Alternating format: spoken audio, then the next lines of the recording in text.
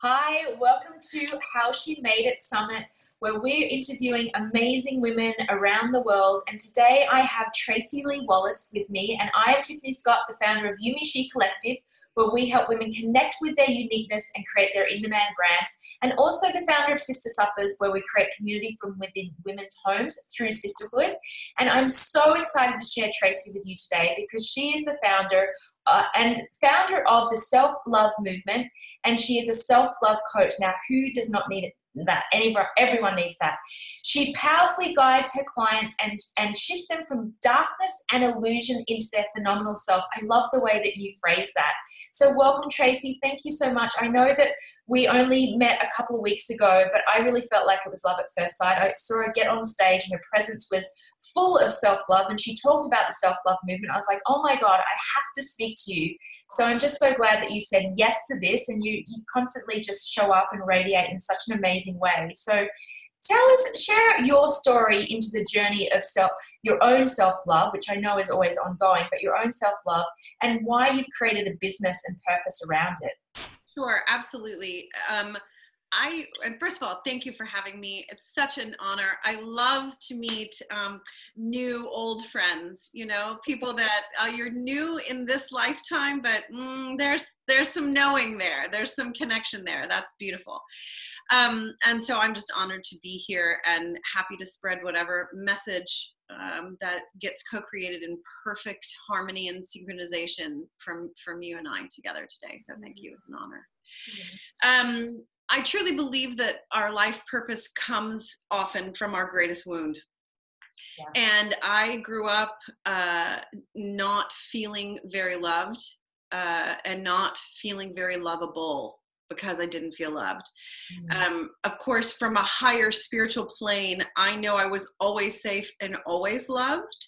And still from the wounded child place, I couldn't figure out why my mother couldn't love me or act in a loving way towards me, and why my father was so overly, if you will, loving, which also wasn't necessarily love. So there was this real imbalance, which led to some real confusion. If I was going to define my childhood with one word, it would be confusing, because I had such polarization from parents who were married for 67 years, right?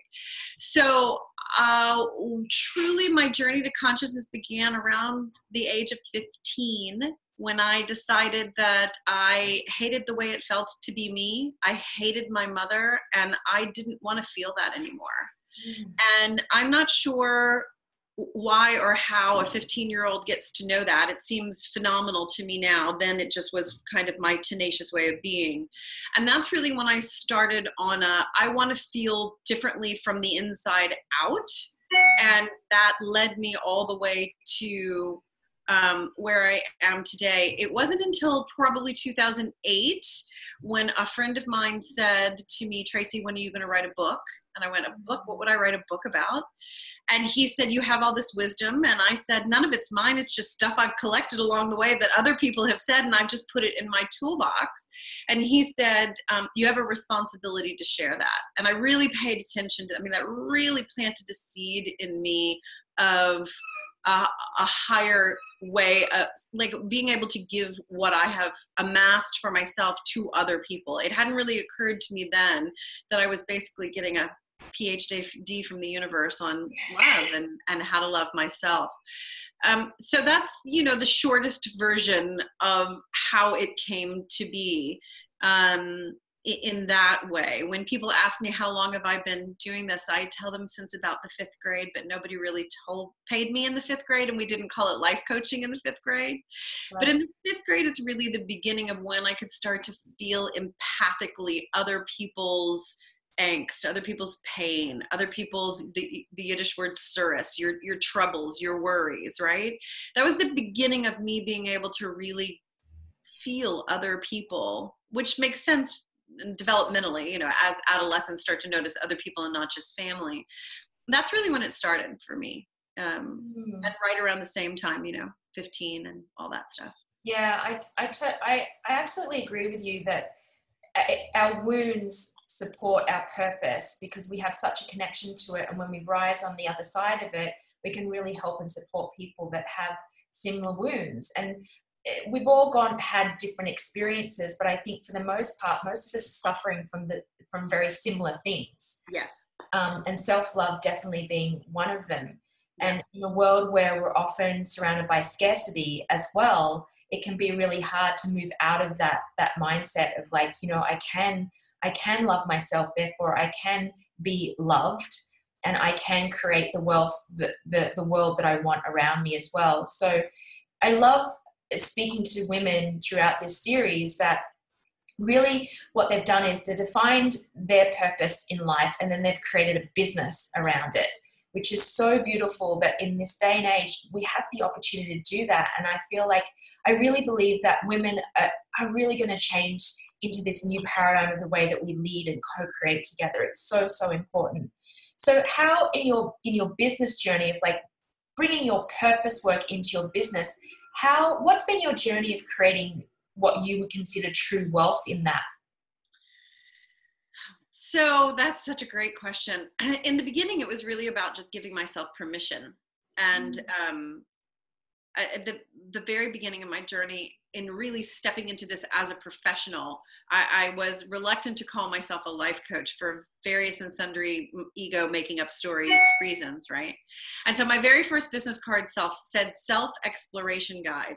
And people would look at my card and they'd go, oh, what does that mean? Right? Like, so I had to baby step myself into, and then I had to just say it out loud. This is who I am. This is what I do. This is my client. And like every time I said it, it would feel like, you know, until it got easier. Like Louise Hay talks to us about affirmations, and you pick the one that when you say it, you kind of guffaw and laugh and fall all over the place. And you say it until it's comfortable and you believe it and it becomes your truth. And then you move on to the next challenge, right? So a couple of things happened. I knew this is what I was meant to be doing. And I was in a lovely, cushy oil and gas job as a recruiter. And I thought that I was sort of doing what I'm meant to do and sort of using my gifts, but I knew that I was out of integrity with myself and I really wasn't doing it to the fullest of my ability. And so the universe saw fit to kick me out of a 22-story window. And I literally got fired for loving my job and vocalizing how much I love my job. And it was so ridiculous that I couldn't miss the perfection of it. Right? And so I drove home that day simultaneously going, oh God, what's happening? And going, thank you. I get it. I totally. Yeah. So I'm brash and brassy and loud and a big, strong personality. And sometimes the universe has to speak to me in my own language, right? And I've asked for that. Don't whisper to me, for the love of God, I need you to be as loud as I am, right? So that's how it came. And from that moment forward, this is what I have done and what I have been. Not nearly as groundedly as I do now. I sat on that seesaw of get a normal job job, live your life purpose. Get a normal job job, live your life purpose. I mean, I tortured myself for a while on that seesaw, and the world reflected back to me whatever I was feeling. So if I was feeling the fear, I would have people in my life who would say, oh, what about a 401k? You can't live without a 401k, right? Or whatever it was that was their fear. And then I had people reflecting back to me how much their lives were changing just having conversations with me. And I can't not do it. I can't not do it. It's absolutely soul. I mean, when you talk about wealth, that feeling that I get watching my clients click, get it, have the aha moment, have the permanent shift, have the shift from people pleasing to embracing, taking care of themselves and being okay with that and getting that that's the most loving thing. I mean, that's the wealthiest I ever feel in the world, is when that gets reflected back to me. Yeah, that's so beautiful and such a good reminder. And I had something similar happen to me just last week where I was having a really shitty day. and just questioning everything, right? Because the journey of being an entrepreneur, it's not easy. You know, we're up against ourselves every single day. And I had replied to a client. She came back to me and she said, I'm basically taking a screenshot of this. I need this as a reminder of everything every day. Thank you, thank you, thank you, thank you. I needed this. And I was like, oh my God, that's why I do what I do. You know, it's so rewarding. So it makes it, you know, if you don't have enough money in your bank account, or you're fighting with your partner, or whatever it is, like giving and doing your purpose work and making the difference, that I agree with you. That's where the wealth really comes from. And then the money starts to show up as well. Right. Support it. That's right. And on those days, the next time you have one of those shitty days, go read your testimonials page on your website. True. That's a good tip. That's a good tip. Right? So what would you say to women that are just starting out, that know that they're not doing the work that they should be doing? They've got a pretty good idea of their purpose work and they're just starting in their business. And I remember when I first started my business, I was scared. Oh, yeah. I was full of a lot of fear, you know, money, and is this going to work? And am I good enough? And, you know, all that sort of stuff came up. So what advice would you give to those women? The most important thing for those women is to find your tribe. You gotta find your tribe. You have to find your own personal cheerleaders, the people who you can say anything to, the people who you can say, I'm having a shit day, I'm gonna quit, I can't do it for one more minute, have I lost my mind? The people who you can say anything to, and they will love and support you and reflect back to you the truth of who you are for real. So it is about the vulnerability that Brene Brown talks about so much, and letting people know me well enough to, when I forget the truth of who I am, that they can remind me, right? Yes. So I'm really passionate about this notion of tribe mentality. I really and truly believe it is a huge part of what's ailing the world, and certainly our country and our world, is that we live in apartments. We live apart from one another, and we are not meant to live that way. We are much more pack animals than we are, you know, cats living, you know, independently out in the jungle, right? And so we need that for the days when either I'm having a great day and I need people to celebrate my greatness with me, which is also super vulnerable, or I'm having a shit day and I need somebody to just pick up the emotional slack for me, or just be with me in my lowness. Because one of the most liberating things I ever really learned is nothing's permanent. The shit day is not permanent, and the best day is not permanent, right? And in our little ego mind, we're like, oh my God, it's going to be like this forever, the good and the bad, and it's not, right? Yeah. So to have a tribe of like-minded individuals, and they're growing, we're finding each other more and more, which just delights me, because I really set the intention. I want to be surrounded by people who are endeavoring to be their best self, and by being their best self, get to make the world a better place just by being authentically them, right? 100%. We all have a different message. It's a little nuanced, and still that underlying current. So to find your tribe of other people who are going to have moments where they're scared. Some of them might be more established than you. Some of them might not be. It's not about greater than, less than. It's just about we're all where we are on our journey. I couldn't have done it. I could not. I promise I would be in some office in downtown Houston again, making a commute an hour and 30 minutes every day. I would be still doing that if it weren't for those women to carry me and encourage me.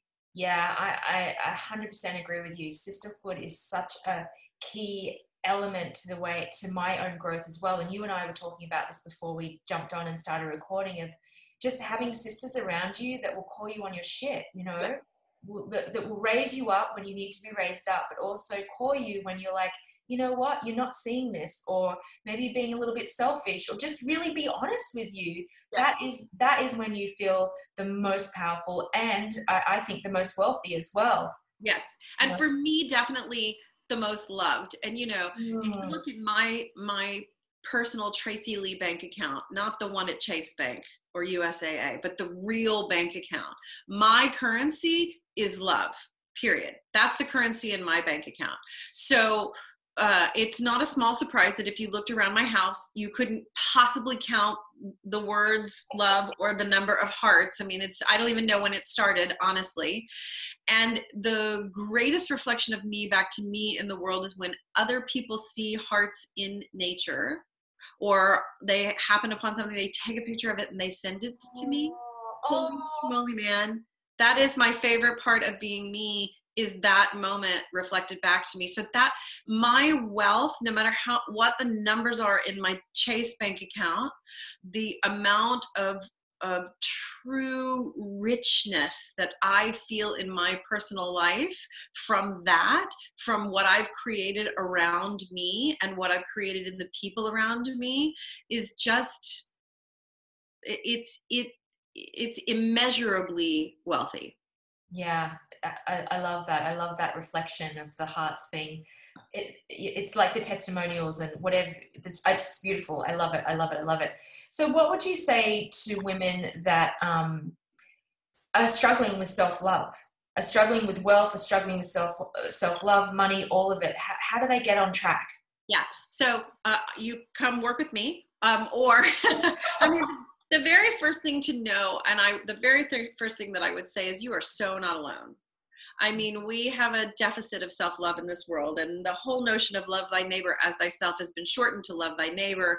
We cannot love thy neighbor as thyself if we're not loving ourselves. I really believe that's why all this horrible stuff is happening in the world, because we are loving our neighbor like ourselves, and our inner dialogue is generally critical, judgmental, really shitty. We would never say out loud to other people what we say in our own head. So to first start to acknowledge your own inner dialogue, and just with no judgment and no criticism, catch yourself when you are being shitty to yourself, right? And just, Alison Crowe talks about there, shitty voice in my head. I see you, I'm not leaving you, right? Because the truth is, all of us is lovable, the shadow and the light, the parts of me that are worth celebrating and the parts of me that are just stuck in ego mind or small thinking or whatever. So, you know, my friend Anna King says awareness is 80% of the way home.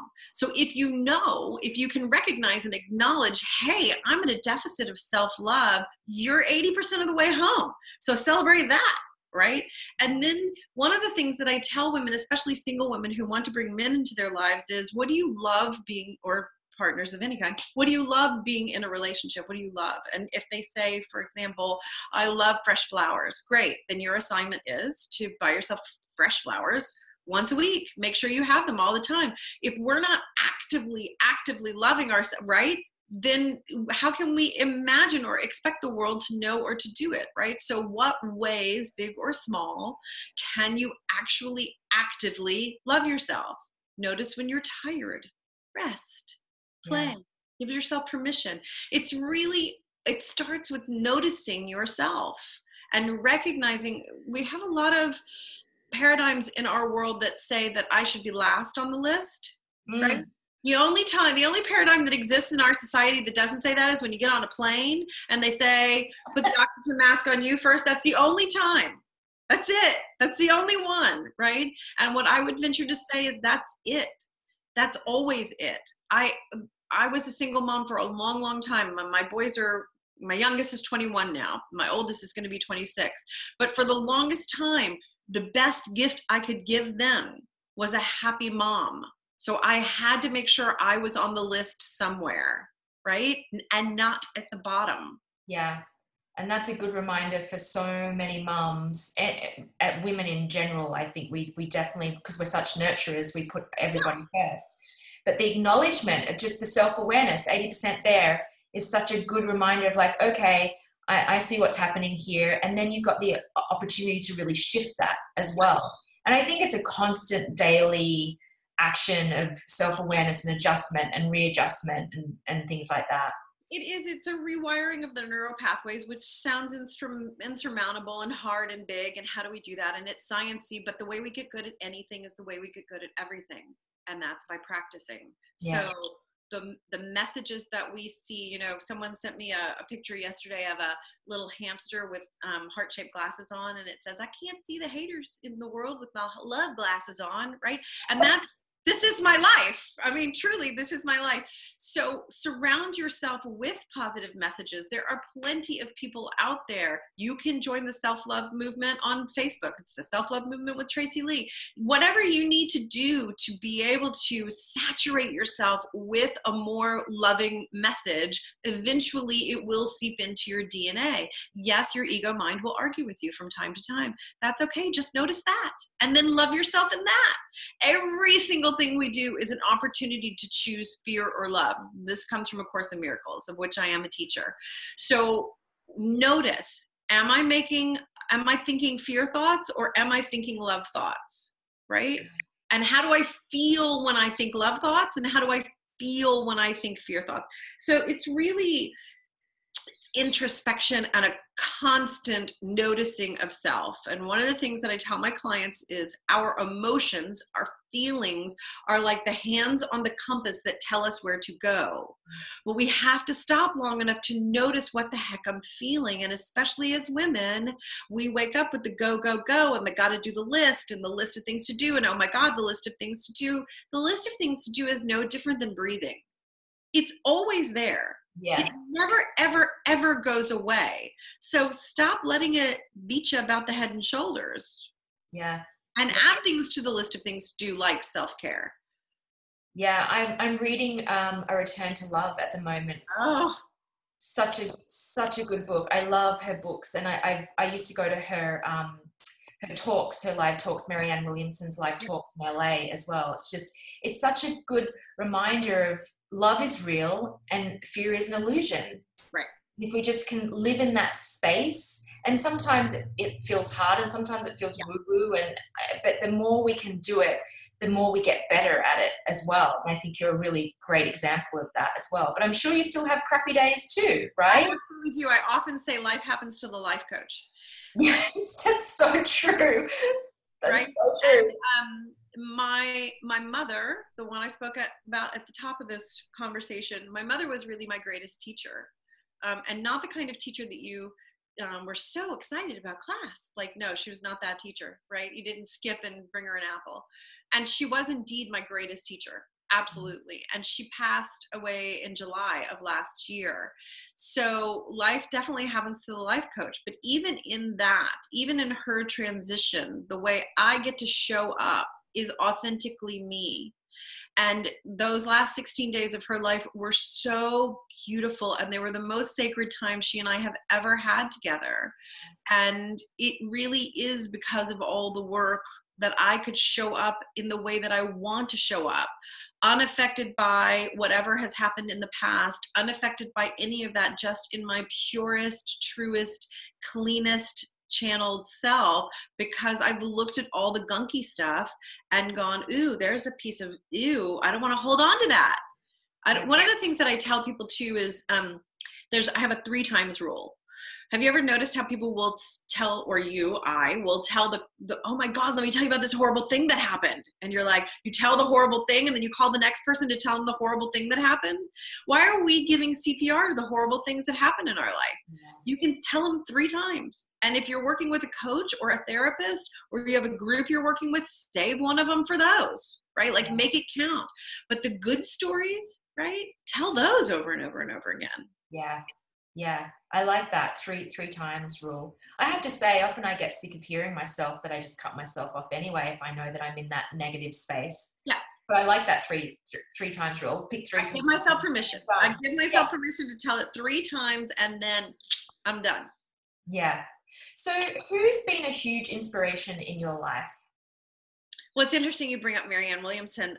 Marianne's father, Sam, and my father were best friends.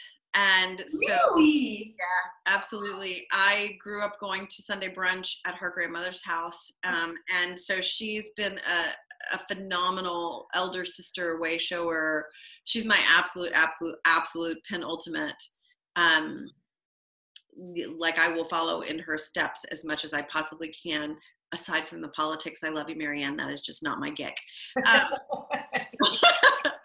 So definitely Marianne. And then, I've studied so many people, from Wayne Dyer and Louise Hay and Deepak. And there are books that I refer to all the time. The Untethered Soul by Michael Singer is on the top of my Oh, list. I have a resource page on my website, people I'm in love with right now. John Wineland is a man, and I love men's work. I know we're talking to women, but I will say I am the mother of 3 boys. And it was very, very, very important for me raising tomorrow's men to raise men that would be attractive to me. And I don't mean that in a creepy way. I mean like men that know how to be men. And I'm not man bashing. I love them.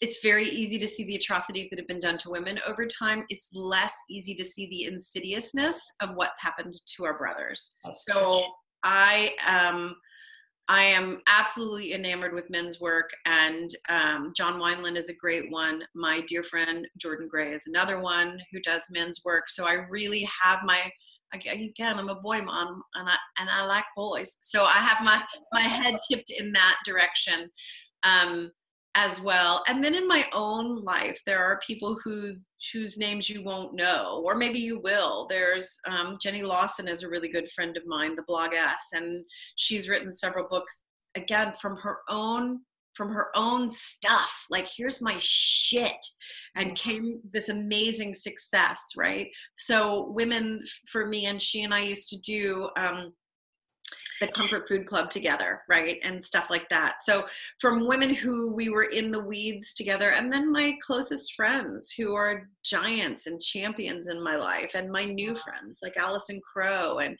I'm just inspired by, and you know, may sound crazy, but even myself, I really rock.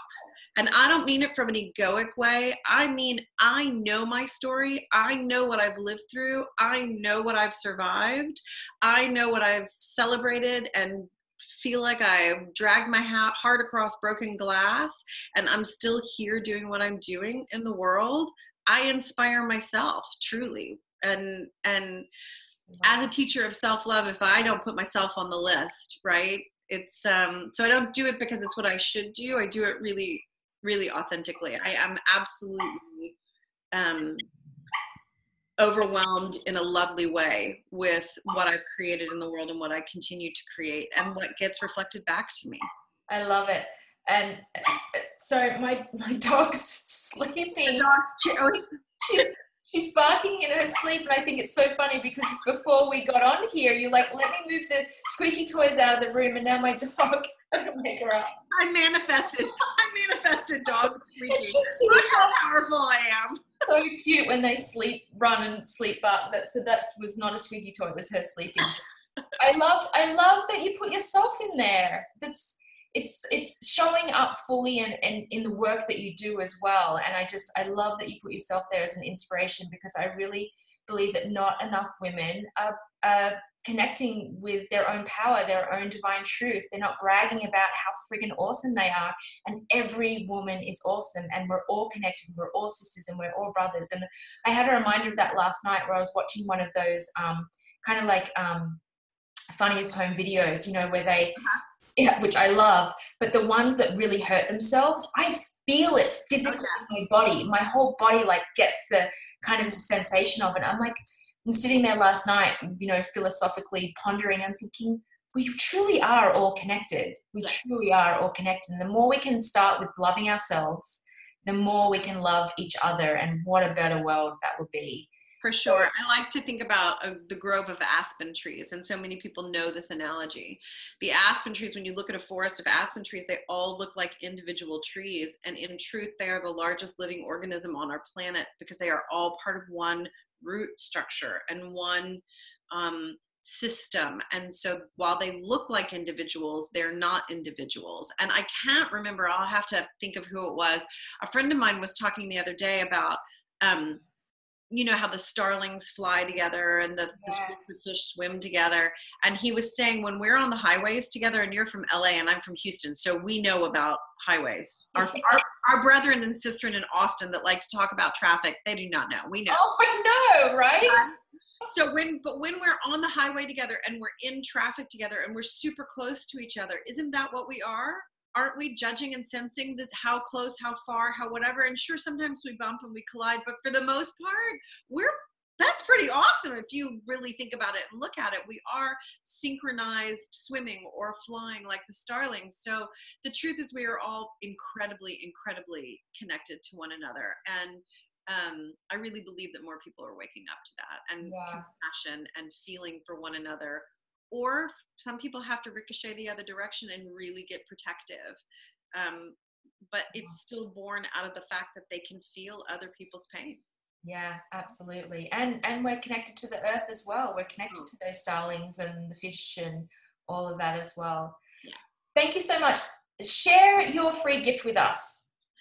Sure. So absolutely. And I think you're going to post like a link. Right? Yes. Yes. So my free gift is something that all of my clients get, which is the daily consciousness sheet. So when you ask me what can people do, this is the beginning of really becoming aware of self. And so it asks a series of questions at the beginning of the day and at the end of the day. My favorite one at the end of the day is, this thought no longer serves me.